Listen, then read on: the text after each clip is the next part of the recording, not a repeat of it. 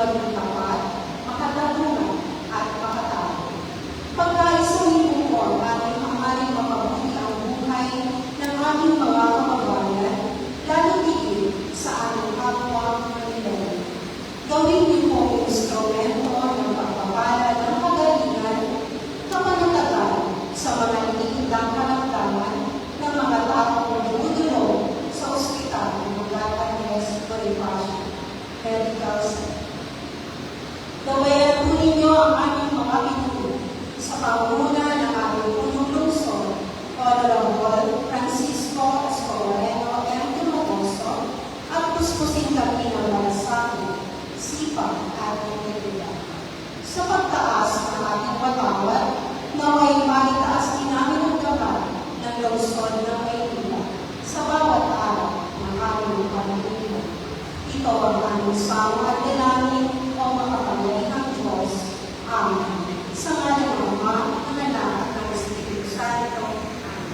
Sa ito, ating pong mainit na salubungin ang ating kagalang-galang na punong lungsod, Francisco Isko Moreno Dumagoso.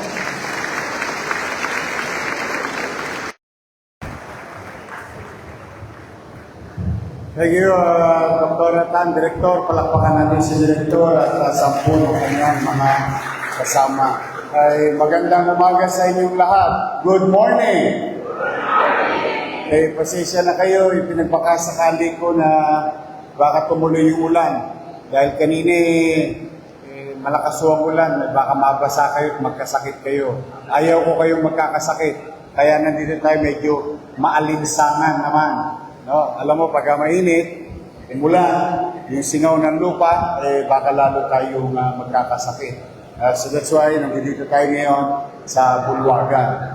But anyway, natutuwa ko sapagkat patuloy at unti-unti at hindi titigil ang inyong pamahalang lungsod na pagbutihin, palakasin, at maging mainam ang serbisyo ng ating mga medical facilities.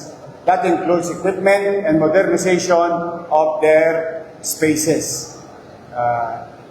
Today, as we have committed with the people of Manila to shut down Hospital ng Manila Emergency Room for 1 week, which is today, is supposed to be, no? After May 24. I'm happy to share to you that in an hour or two, I will be visiting Hospital ng Maynila to dedicate the newly rehabilitated Hospital ng Maynila Emergency Room. It was done on time, as like what Sampaloc, Hospital ng Sampaloc.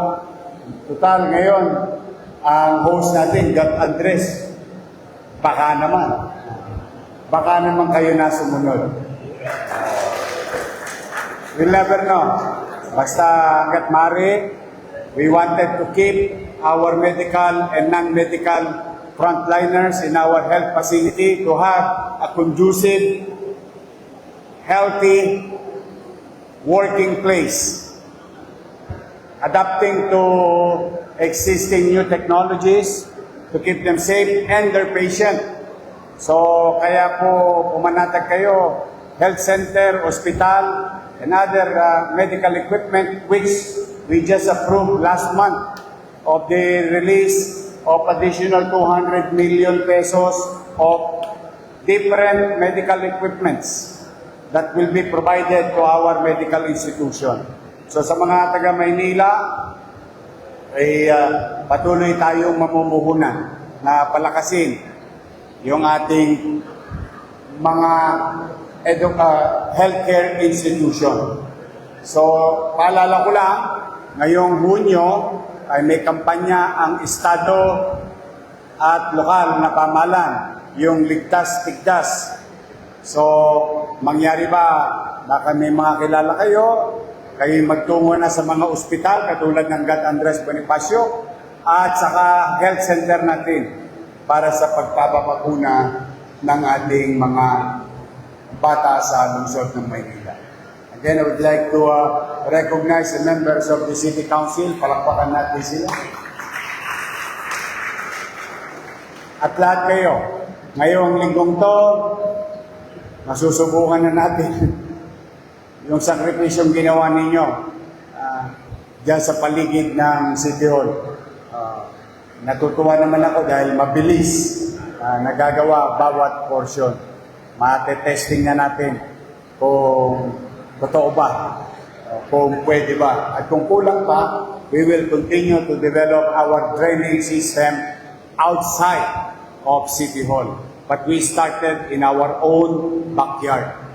Sa mismong loob ng bakuran natin. So to the God Andres, public servants, thank you very much for delivering quality service to our people. Ang Tondo at ang GAT, isa sa pinaka-challenge na ospital. Dahil maraming mga mahihirap tayong kababayan na umaasa sa GAT Andres Bonifacio Hospital. Kaya wala akong ibang ipakikiusap sa inyo is lawakan nyo lang ang inyong damdamin, luwagan ang inyong puso, at pangunawa. Ang taong may sakit, mahirap man, middle class o mayaman, walang maunawaang katwiran. Ang alam lang niya, meron siyang nararamdamang hindi maganda. Kaya yung pakikitungo, minsan, nakagagamot na kagad yun.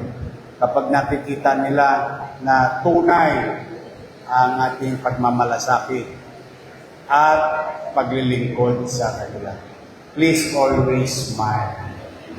Show your beautiful teeth, your tantalizing eyes. When you see a patient, like we're trying to do here, is to really understand and accommodate them accordingly. Minsan ang hinihingi lang ng ating mga kababayan yung maramdaman yung malasakit sa kanila. Hindi tayo magiging perfecto, paminsan-minsan tutukod tayo sa mga gastusin, pero wag na tayo magtipid. Total, wala namang bayad. Kung paano pakitunguhan ng masaya at maliwalas ang ating mga kababayan. So muli sa inyong lahat, it's another week, another challenge, but together we can face it at makakaalpas din tayo sa ating mga pagsubok sa buhay. Malapit na, June 23 days na lang. Muli nating alalahanin ang pagkakatatag ng ating minamahal na lungsod ng Maynila, Kapitolyo ng bansa. Let the city of Manila be and continue to be the beacon of hope of real public service, and be the window of opportunity for others and the people of Manila. So magandang araw. I love you. Mag-iingat kayo. Huwag kayo magkasakit. Alagaan ninyo ang inyong sarili at gabayan nawa kayo ng kung may kapal. Maraming salamat. Manila! God bless. Thank you.